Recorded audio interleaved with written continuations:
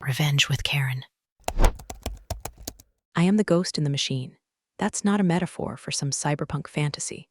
It's the literal job description when you've been a technical architect for 23 years at the same mid-sized firm.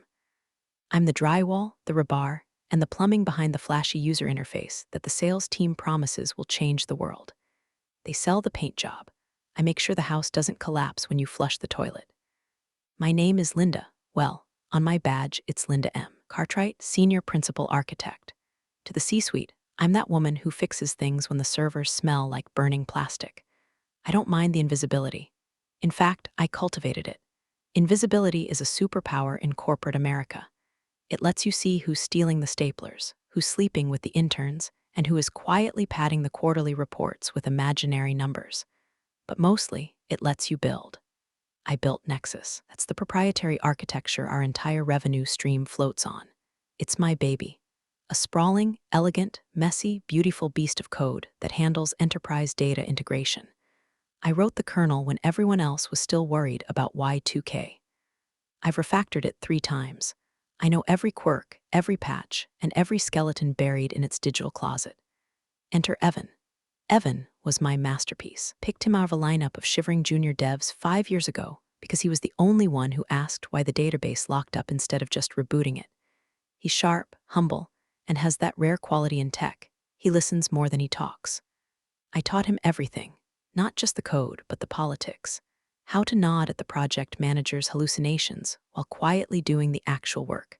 How to document your wins without looking arrogant. By the way, if you're into stories about corporate dinosaurs biting back, do me a quick favor and hit that subscribe button and drop a like. It keeps the algorithm fed and tells me I'm not just screaming into the void. Thanks. Now, back to the train wreck. We were a good team, Evan and I, the old guard and the new blood. He was the face, handsome, articulate, non-threatening to the fragile egos in the boardroom, and I was the brainstem. He presented the slides. I wrote the logic. It worked. We were safe. Or so I thought, until the elevator doors dinged open 3 months ago and unleashed Skylar. Skylar. The name sounds like a vape flavor, and she had the substance to match. She was the VP of Operations' daughter, a 26-year-old consultant with a degree in marketing theory and a minor in Daddy's credit card. She didn't walk, she curated an entrance, swept into the open plan office wearing an outfit that cost more than my first car, smelling like aggressive vanilla and unearned confidence. The memo said she was here to optimize operational synergy and refresh our branding narrative. Translation: she needed a 6-figure job to justify her existence, and we were the designated daycare. I knew we were in trouble the first time she sat in on our architecture review. So, she said, popping a piece of gum. Sound was like a gunshot in the quiet conference room. Linda, right? My dad says you've been here since, like, the dial-up era. That's cute. I stared at her over the rim of my glasses. It's been a while, yes. We're reviewing the load balancing protocols for the new enterprise tier. Right. Tech stuff, she waved a hand, her manicured nails flashing. But is it sexy? Does it pop? I feel like our backend vibe is very 2010. Need to pivot to something more AI adjacent. Blockchain native. I felt a vein in my temple start to throb. It has its own pulse now. I named it Skylar. It's a database architecture, Skylar, I said, my voice steady.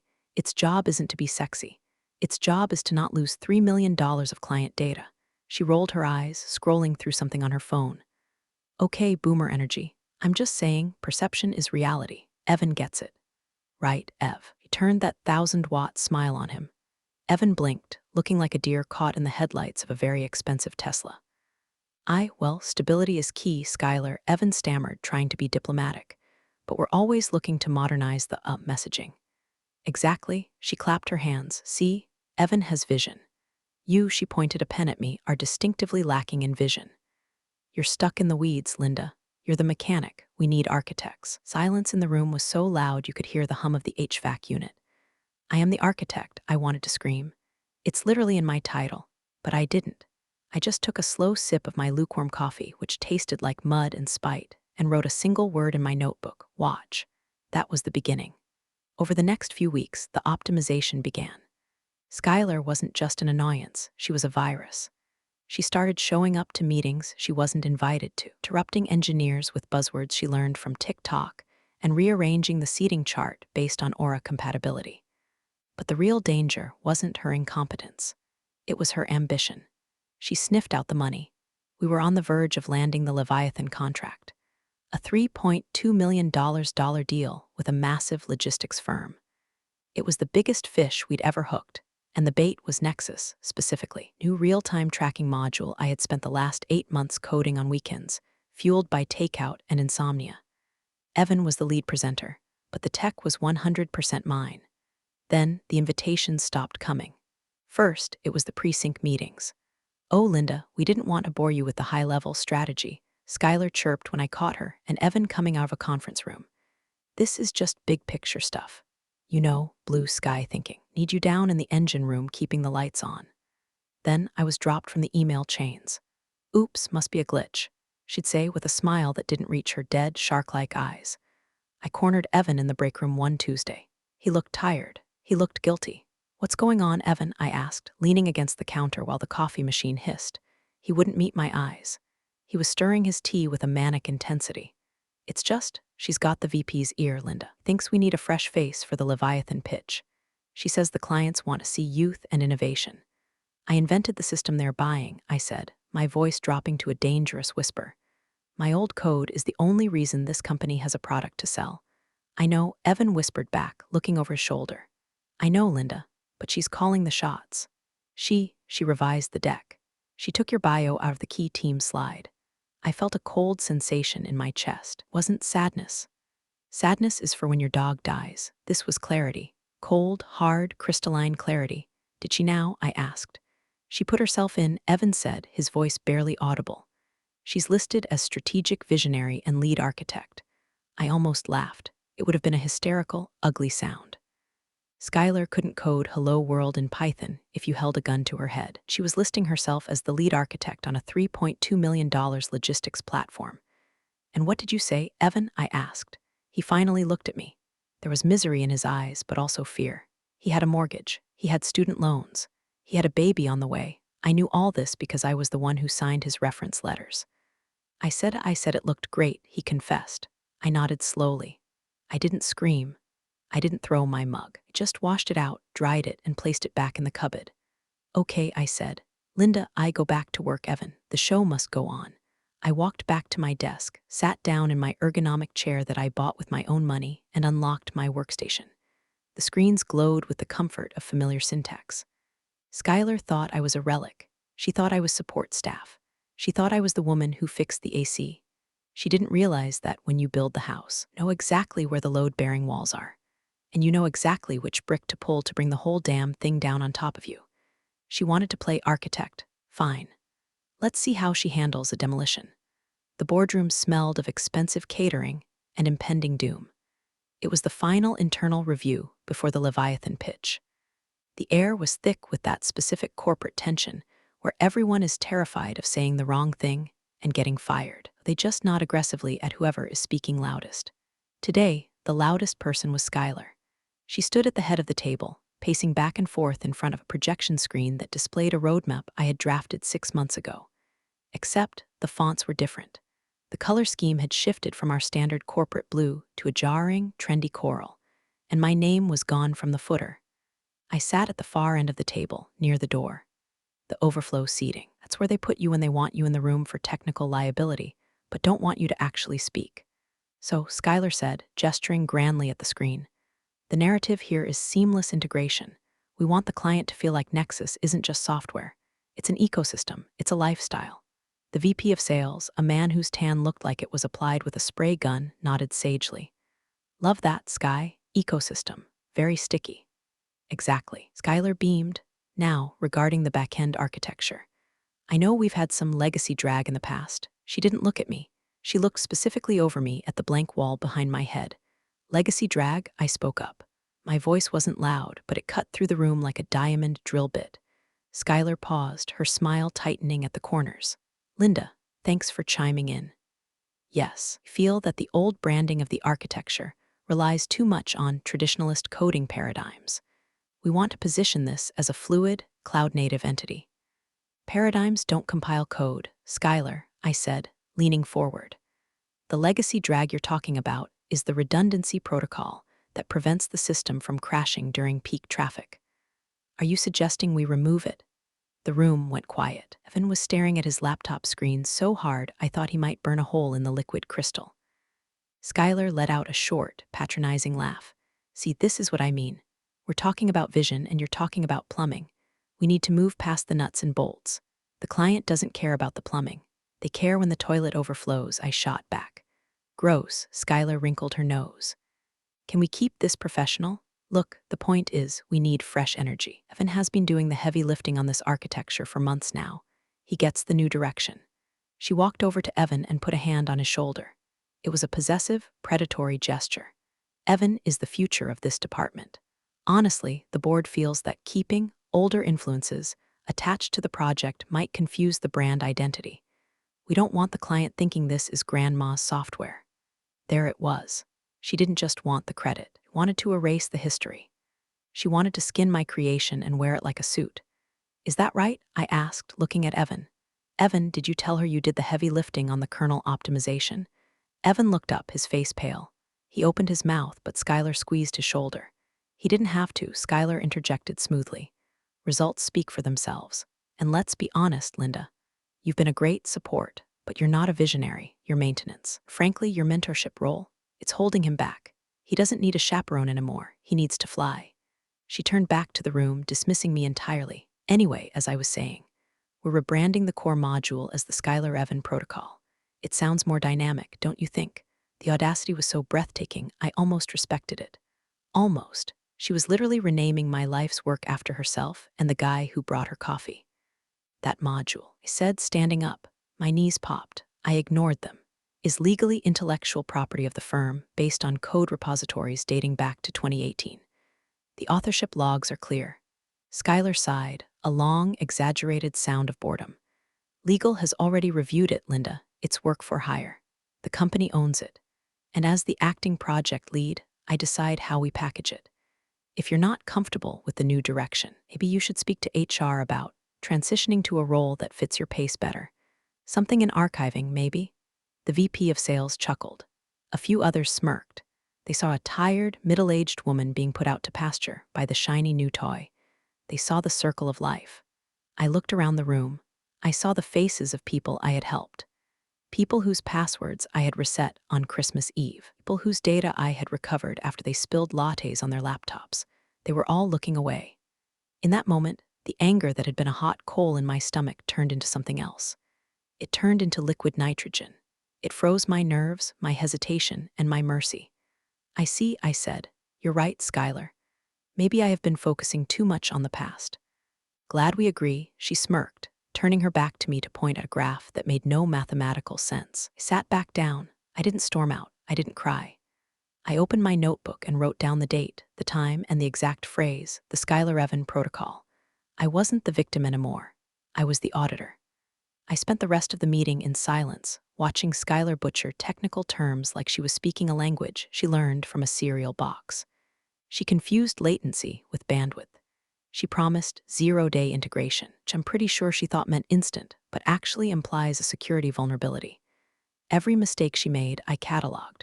Every overpromise, every lie, every technical impossibility. When the meeting ended, Skylar stopped by my chair. Hey, she said, her voice dripping with fake sympathy. Don't take it personally. Business is Darwinian. Adapt or die, right? Darwinian, I repeated flatly. Interesting choice of words. Just try to stay out of the way for the signing ceremony next week, she whispered, leaning in close. We need the room to look cohesive, you understand. Crystal clear, I said. She strutted away, leaving a trail of vanilla scent. I waited until the room was empty. Then I looked at the whiteboard where she had scribbled the future in red marker. I walked over, picked up the eraser, and wiped it clean. She wanted me to be a ghost? Fine. I was about to learn that ghosts are the ones who do the haunting. I stayed late that night. Not unusual for me, but tonight felt different. The office was dark, save for the green glow of the emergency exit signs and the blinking LEDs of the server racks in the glass-walled room down the hall. The janitorial staff knew me by name. Maria waved as she emptied the bin near Skylar's office, which was already overflowing with Starbucks cups and salad containers. Around 8 o'clock p.m., a shadow fell across my cubicle wall. Linda, it was Evan. He looked like he hadn't slept in a week. His tie was loosened, and he had that frantic, cornered animal look. "You're still here," I said, not looking up from my monitor. I was running a diff check on the repository logs. "I had to talk to you," he whispered, pulling up a chair but not sitting in it. He kept glancing at the hallway cameras. "Skylar, she's filing the IP registration tomorrow for the Leviathan contract." "I figured," I said calmly. "It's standard procedure for a deal this size." "No, Linda, you don't understand." He leaned in, his voice shaking. "She's stripping the metadata. She had it wipe the commit history on the main branch. She's replacing the author tags with her name and mine. She's effectively erasing you from the source code." I stopped typing. That wasn't just unethical, it was stupid. "And dangerous. She can't just wipe commit history," I said. "The backups are immutable. She got authorization from her dad to purge redundant archival data to save server space," Evans said. "They're burning the libraries, Linda. By Monday, on paper, you will never have touched Nexus." I slowly took off my glasses and rubbed the bridge of my nose. This was dumber than I thought. It was clumsy. It was the kind of theft a child commits, thinking that if they hide the cookie jar, nobody will know they ate the cookies. "Why are you telling me this, Evan?" I asked. "You're the co-author now. The Skylar Evan protocol, remember?" Evan flinched. "I hate it. I hate her. She doesn't know what a variable is. She asked me if we could download more RAM yesterday. But Linda, if this deal goes through, I get a bonus. A big one. Enough to put a down payment on a house." "Skylar promised me. And you think she keeps her promises?" "I don't have a choice," he hissed. "But I couldn't let them do this without warning you. They're going to present the IP docs to the client lawyers on Friday. If you're going to fight it, you need to do it now." I looked at him. He was weak. He was compromised. But he had given me the timeline. "Go home, Evan," I said softly. Are you going to go to HR?" "HR is there to protect the company, not me," I said. "And her dad is the VP. No, I'm not going to HR. And what are you going to do?" "I'm going to finish my work, like I always do." He lingered for a second, looking like he wanted to say sorry, then turned and walked away. Once I heard the elevator ding, I went to work. They thought they could erase me by deleting logs. That's the problem with people who don't understand architecture. They think the house is just the paint on the walls. They don't know about the foundation. I didn't try to stop the deletion. Let them wipe the surface logs. Let them think they had one. Instead, I opened the terminal and accessed the core kernel, the deepest layer of Nexus. This was code I wrote 6 years ago. It was compiled into binary libraries that Skylar didn't even know existed. I navigated to module 12.4, ownership verification. Normally, this module just checks if the license key is valid. It's a standard handshake protocol. I began to type. My fingers flew across the mechanical keyboard, the click-clack sound soothing and rhythmic. I didn't write a virus. I didn't write malware. I simply corrected the record. I added a dependency, a chain of custody clause in the code itself. It was a simple logic gate. If primary author equals LM Cartwright, then initiate verification sequence, display token, basically. If the system detected that the attribution headers had been tampered with or removed during the legal validation scan, which the client's lawyers would definitely run, it wouldn't crash. It wouldn't delete data. It would simply speak up. It would display a hard-coded verification token that linked back to the original, encrypted creation timestamp on an external blockchain ledger I had set up years ago for personal version control. I embedded the token deep in the DLLs. To remove it, they would have to decompile the entire application and rebuild it from scratch, a process that would take 6 months and cost millions. They had 2 days. I also pulled the raw, unedited logs from the shadow backup, the one running on the disaster recovery server in our basement, which Skylar probably thought was a vending machine. I exported them to a secure, encrypted drive. Chain of evidence, secured. Trap, set. I finished at 3:00 a.m. Eyes were burning and my back ached, but I felt a strange sense of peace. I locked my screen. As I walked out to my car in the empty parking lot, I lit a cigarette, a nasty habit I picked up in the 90s and only indulged in when the servers crashed or when I was about to go to war. The smoke curled up into the cold night air. Adapt or die, I whispered to the parking lot. I wasn't dying. I was just evolving into something they couldn't delete. Thursday morning felt like walking into a wake where the corpse was dancing on the table. The office was buzzing. Balloons, gold and silver, obviously, bobbed against the ceiling of the conference room. A banner hung crookedly over the break room. "Congratulations, Team Leviathan." I walked to my desk and found that my dual monitor setup had been reduced to a single screen. My ergonomic chair was gone, replaced by a generic, stained office chair with a wobbly wheel. "Oh, sorry about that," the office manager, Kevin, mumbled as he walked by. "Skylar needed the extra screens for the war room. We figured you wouldn't mind since you're ramping down." "Ramping down," I repeated. "Is that what we're calling it?" Kevin didn't answer. He just scurried away. I sat in the wobbly chair. My login credentials still worked, but my permissions had been gutted. I was locked out of the dev branch. I was locked out of the staging environment, had read only access to the project I had birthed. It was thorough. I had to give Skylar credit. When she decided to stab you, she used a chainsaw. Around 10 o'clock a.m., the war room doors opened, and Skylar emerged, flanked by Evan and a few sycophantic junior devs. They were laughing. Evan looked a little less nauseous today, probably the adrenaline of the impending bonus. Skylar spotted me and beelined for my desk. She was holding a stack of papers. "Linda, just the person I wanted to see," she chirped. She dropped the stack on my desk. It made a heavy, dismissive thud. "What's this?" I asked. "Archival sorting," she said. "Since you're locked out of the active repo, security protocols, you know how it is, I figured you could be useful by organizing the physical contracts from the 2015 to 2018 era. We need to clear out the filing cabinets to make room for the Leviathan trophies." She wanted me to act as a janitor for my own history. "Trophies," I said. "Metaphorical trophies," she winked, "though I am looking into getting a plaque. Anyway, chop chop. We have the final legal review tomorrow morning with the client's counsel, and I want the office looking pristine. No clutter." She looked at me like I was the clutter. "Oh, and Linda," she paused, turning back. "Tomorrow's meeting is client-facing. C-suite only. So maybe just work from home. Don't want too many bodies in the room. It gets confusing." "I understand," I said. "You wouldn't want anyone confusing the architect with the help." She laughed, a sharp, barking sound. "You're funny, Linda. Seriously, enjoy the day off. You've earned a rest." She walked away, high-fiving a sales bro. I looked at the stack of papers, old specs, my old specs. I thumbed through them. There were my handwritten notes in the margins. Optimize query speed. Fix memory leak in Module 4. Don't let the sales guys promise X, Y, Z. I didn't organize them. I put them in a neat pile. Then I opened my email and drafted a message to my personal account. I attached the encrypted file from the night before, the true logs. I spent the rest of the day playing solitaire.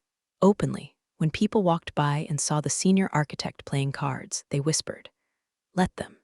She's given up." Heard a junior dev whisper to another. "Sad, really? Tech moves fast." "Yeah, dinosaur," the other chuckled. "I moved a red king to a black queen. Just wait," I thought. Just wait until you realize the dinosaur locked the doors. Evan walked by my desk around 4 o'clock p.m. He stopped. He looked at the single monitor, the wobbly chair, the pile of old papers. "Linda," he said quietly. "Evan. The code is stable," he said.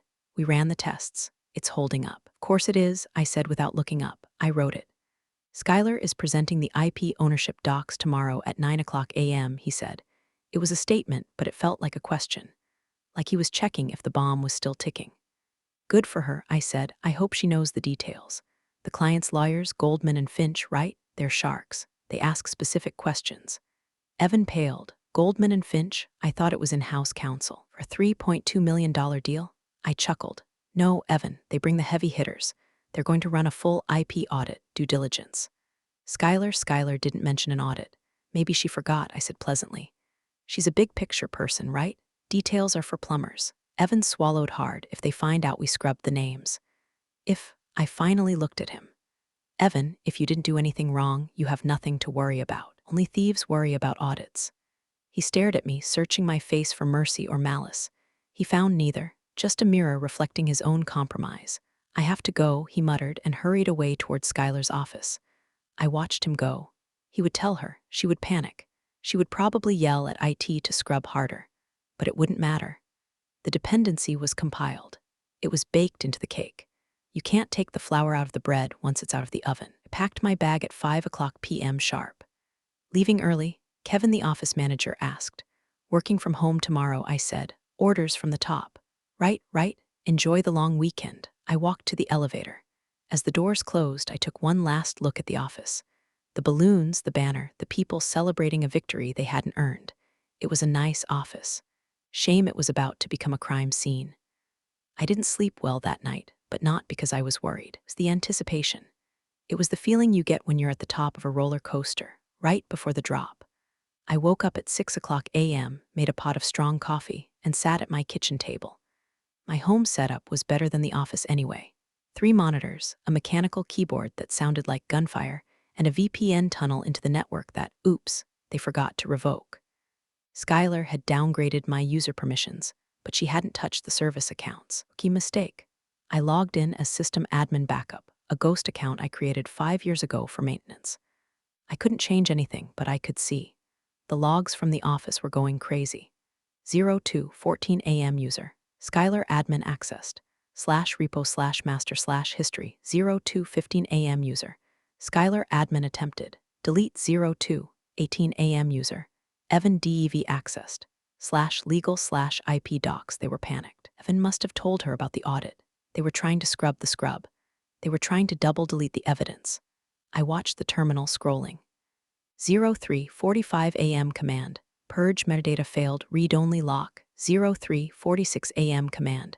Force purge failed. I took a sip of coffee. That's right, I whispered. You can't burn the house down if I turned off the gas. The version they were trying to sanitize was the active deployment. The legal team wouldn't be looking at the live server. They would be looking at the golden master, the compile package that was sent to escrow. And that package contained my little surprise. At 8 o'clock a.m., my phone buzzed. It was a text from Evan. Evan, are you coming in? I didn't reply. Evan, Skylar is freaking out. She says the build is throwing a warning flag. I smiled. The warning flag. That was the first tumbler of the lock clicking into place.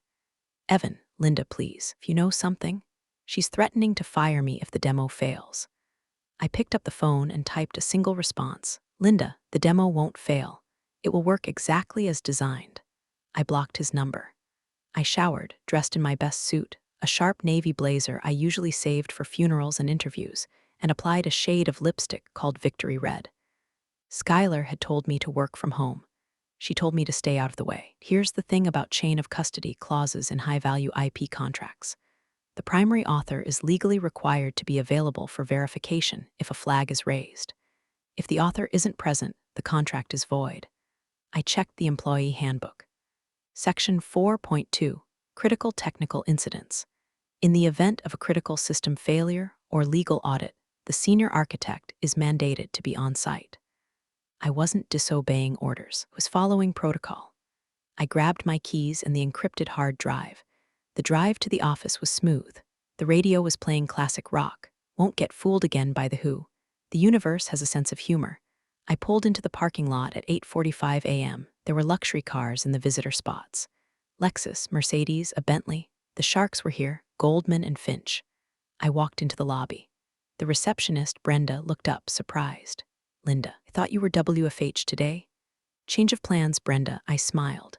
Audit requires all hands on deck. Oh, okay. Do you want me to call up and let them know? No need, I said, swiping my badge. I want it to be a surprise. I took the elevator up. The silence in the metal box was heavy. My reflection in the polished steel doors looked back at me. I looked tired. I looked 45. Looked like a woman who bought her clothes at Macy's and cut her own hair. But I also looked dangerous. The elevator dinged at the top floor, the executive suite. I could hear voices from the boardroom. Skylar's voice. High-pitched, fast, nervous. Minor visual glitch, nothing to worry about. The architecture is robust, seamless, fluid. I walked down the hall. The glass walls of the conference room were frosted, but the door was slightly ajar. I stopped just outside. I listened. Excellent, a deep, gravelly voice said. That must be the lead counsel. Now, let's proceed to the IP verification. Clause 12.4. We need to validate the ownership keys before we sign the check. Standard procedure. Of course, Skylar said. Evan, pull up the verification module. I heard the typing. I heard the silence. Then I heard the sound I had been waiting for. A sharp, digital ping. What is that? The gravelly voice asked. Evan stammered. It's a validation token. It says here, the lawyer read, his voice dropping an octave, that the primary IP holder is mismatching the signatory. That's a glitch, Skylar shouted. It's a legacy error. I told IT to clear that. It's not a glitch, Skylar, I said, pushing the door open. The room froze. Skylar turned around, her face a mask of panic and rage. Evan looked like he was about to vomit. The board members, 5 men in expensive suits, stared at me. Lawyers looked intrigued. Linda, Schuyler hissed. What are you doing here? I gave you a direct order. You did, I said, walking into the room. I didn't look at her. I looked at the lead lawyer. But I believe you're experiencing a discrepancy in the ownership chain. As the senior principal architect and the hard-coded author of the Nexus kernel, I'm here to assist with the verification. I placed the encrypted hard drive on the mahogany table. It made a loud, satisfying clack. We begin? The silence in the room was absolute.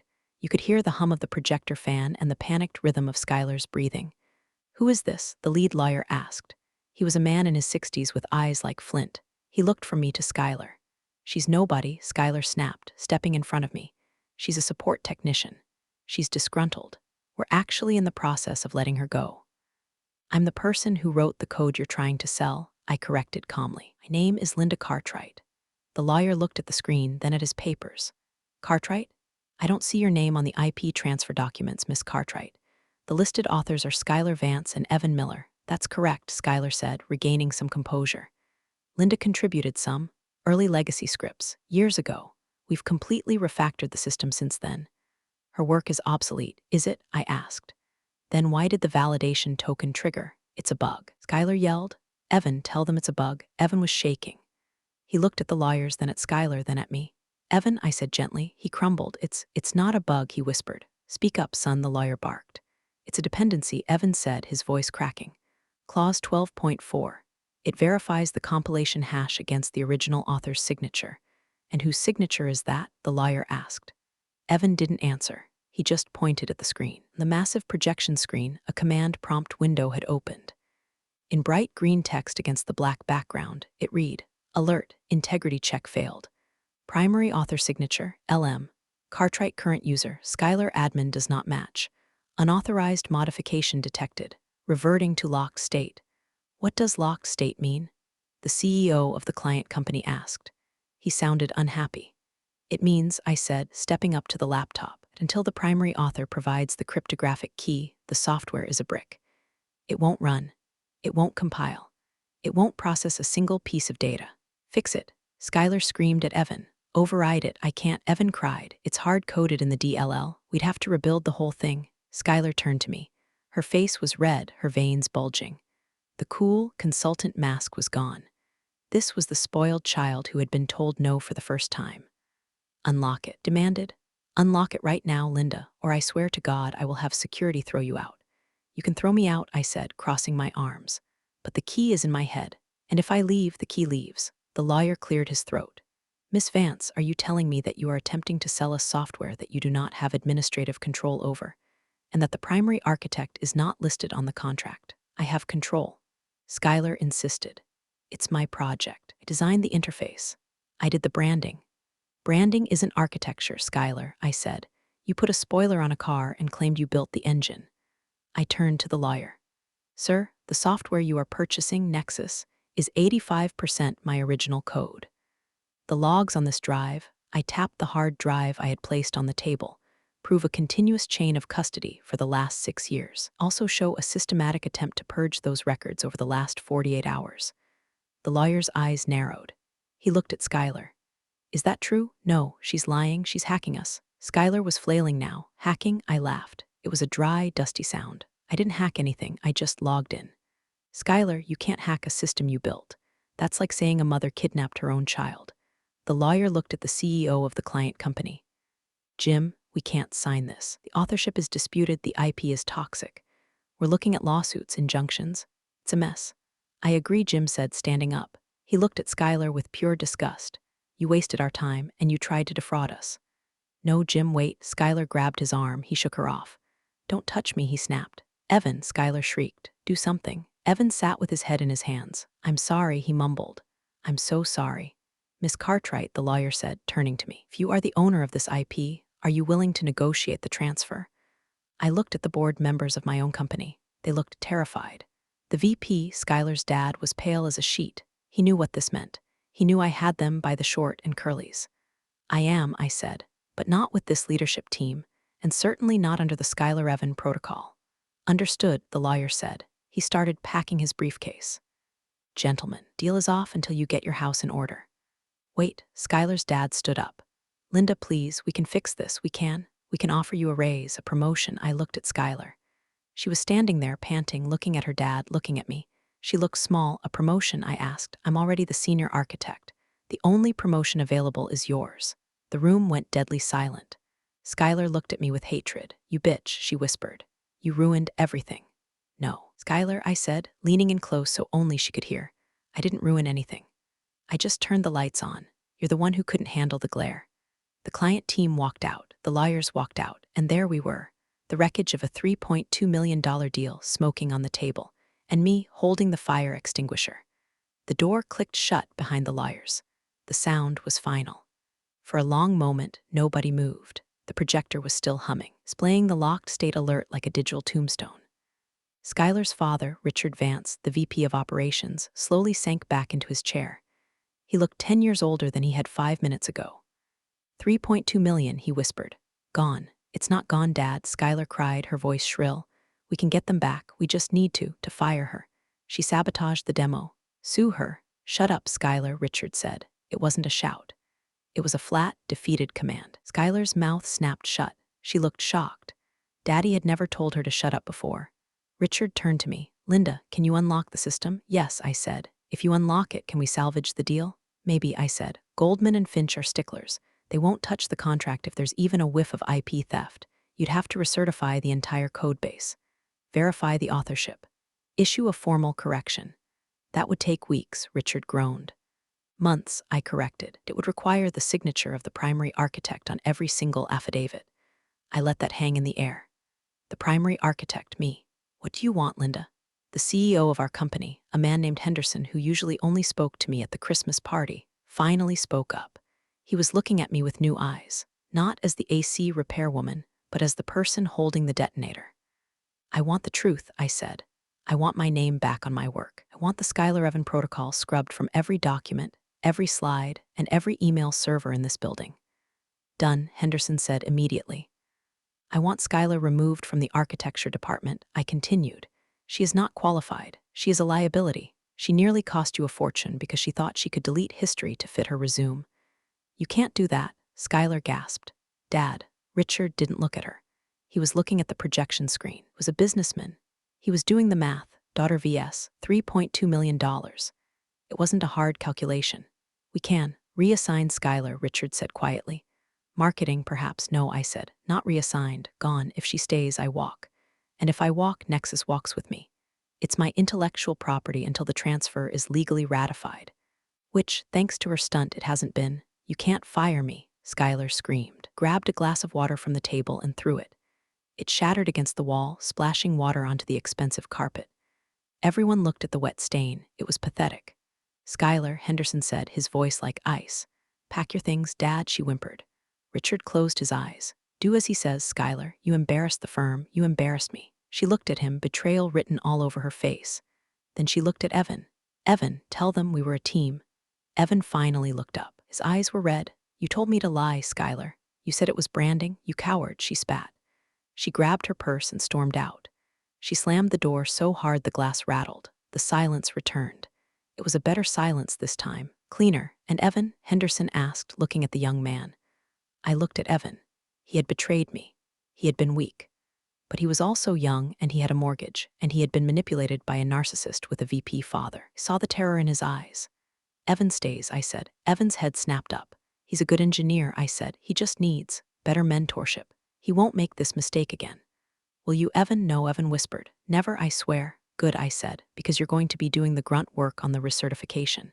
Every line of code, every timestamp. You're going to fix the records. I will, he said. I'll do anything. I turned back to the board. I also want a raise, significant one, and a title change. Senior Principal Architect is fine, but I think Director of Technology Strategy has a better ring to it. Don't you? Henderson managed a weak smile. I think that can be arranged. Great, I said. I'll be in my office. My original office with my ergonomic chair and my dual monitors. Have IT set it up within the hour. I walked to the laptop, typed in a command string, 20 characters long, memorized, and hit enter. Verification successful. System unlocked. Welcome back, LM Cartwright. The screen turned blue. The system hummed to life. We have a lot of work to do to win that client back, I said. I suggest you get started on the apology letters. I walked out of the room. I didn't look back. News travels faster than light in a corporate office. By the time I made it back to my desk, everyone knew. The atmosphere had shifted. The balloons were gone. Kevin, the office manager, was frantically popping them in the break room. The banner was in the trash. My ergonomic chair was back at my desk. My dual monitors were plugged in. Someone had even placed a fresh cup of coffee on my coaster. I sat down. The wobbly chair was gone. People were looking at me, but not with pity anymore. They were looking with fear and respect. The kind of respect you give to a bomb disposal expert who just walked out of a crater alive. Skylar emerged from her office about 20 minutes later. She was carrying a box. A classic, cardboard you're fired box. She was crying. Messy, ugly crying. Her mascara was running. The confident, girl boss persona had dissolved, leaving behind a spoiled kid who got caught. The office went silent as she walked down the aisle. Nobody made eye contact. The sales bros who had high-fived her yesterday were suddenly very interested in their spreadsheets. Junior devs who had mocked me were typing furiously on blank screens. She stopped at my desk. She couldn't help herself. "Are you happy?" she sniffled. "You ruined my career." I swiveled my chair around. "Skylar, you didn't have a career. You had a nepotism appointment. A career is something you build. You tried to steal mine." "I was trying to modernize this place," she hissed. "You're just a dinosaur." "Maybe," I said, leaning back. "Dinosaurs ruled the earth for 160 million years. You lasted 3 months. Run along now. Security is waiting." She glared at me one last time, then turned and stomped toward the elevator. "Oh, and Skylar," I called out. She stopped. "Don't forget to return your badge. It's company property." She threw the badge on the floor and got into the elevator. When the doors closed, a strange thing happened. Someone started clapping. It was Kevin. Maria from accounting joined in. Then the junior devs. Soon the whole floor was applauding. I didn't stand up and bow. I didn't give a speech. I just raised my coffee mug in a silent toast, put my headphones on, and went back to work. Evan came by later. He looked like a ghost. "Linda," he said. "Sit down, Evan," I said, pointing to the guest chair. He sat. "I don't expect you to forgive me," he said. "I don't," I replied. "Trust is like a mirror, Evan. Once it's broken, you can glue it back together, but you can still see the cracks." "I see the cracks." He nodded, looking down at his hands. But I continued. "I also know that people are fallible. You got dazzled by the shiny new thing. You got greedy. It happens. The question is, what do you do now?" "I want to fix it," he said. "I want to be the engineer you thought I was." "Then start by documenting the API calls for the legacy module," I said. "Manually. It's boring, it's tedious, and it's necessary. It's your penance." "I'll do it," he said. "Thank you, Linda, for saving my job." "I didn't save your job for you, Evan," I said. "I saved it because I need someone to do the grunt work while I run this department. You're useful. Don't stop being useful." "I won't," he said. He walked back to his desk. He looked lighter. I looked at my screen. The logs were clean. The system was running at 99.9% efficiency. Chain of custody was verified. I pulled up the external blockchain ledger, the one that had saved us all. I added a new entry, transaction, validated, status, victory. I took a deep breath. The air in the office smelled different. It didn't smell like vanilla and lies anymore. It smelled like stale coffee and ozone. It smelled like home. 6 months later, the view from the director's office is nice. I can see the parking lot where I used to smoke cigarettes in the cold. I quit smoking, by the way. I figured if I survived Skylar, I should probably try to survive lung cancer too. We got the Leviathan contract back. It took 3 weeks of audits, a formal apology from the board, and a personal guarantee from me, but they signed. The Cartwright Protocol, Henderson insisted on the name change. A little suck-up is now the industry standard for logistics tracking. Skylar, I heard she's working for a startup in Austin, something about crypto wellness. I give it 6 months before the SEC gets involved. Evan is still here. He's the lead developer now. He works hard. He keeps his head down. We have a professional relationship. The warmth is gone. We don't grab beers after work anymore, but the code is clean. That's enough. I didn't turn into a tyrant. I didn't replace the staff with sycophants. But I did make some changes. Every Friday, we have a legacy review. I make the junior devs read old code. I make them understand the history of the systems they touch. I teach them that new isn't always better, and that boring is just another word for stable. I also implemented a new policy. No one touches the architecture without my digital signature. Not the VP, not the CEO, not God himself. Sometimes, when the office is quiet, I think about that moment in the boardroom. The look on Skylar's face, feeling of total, absolute control. It wasn't just about saving the contract. It wasn't just about saving my job. It was about respect. We live in a world that worships the front end, the shiny interface, the viral marketing campaign, the visionary. But the world runs on the back end. It runs on the pipes, the wires, the database schemas, and the weary people who maintain them. We are the ghosts in the machine, are the ones who make sure the lights turn on when you flip the switch. We are the ones who make sure the money transfers when you click send. You might not see us. You might forget we're here. You might even try to replace us with a 20-something with a marketing degree and a rich dad. But don't ever think you can delete us, because we have the keys, and we know where all the bodies are buried. I took a sip of my coffee, premium roast now, expense to the company. I unlocked my workstation. The terminal blinked a welcoming cursor. Ready? Yeah, I whispered to the screen. We're ready. I started typing. There was work to do. Thanks for joining the fun, you office survivors. Subscribe for more switch-flicking drama. Let's make your former coworkers sweat.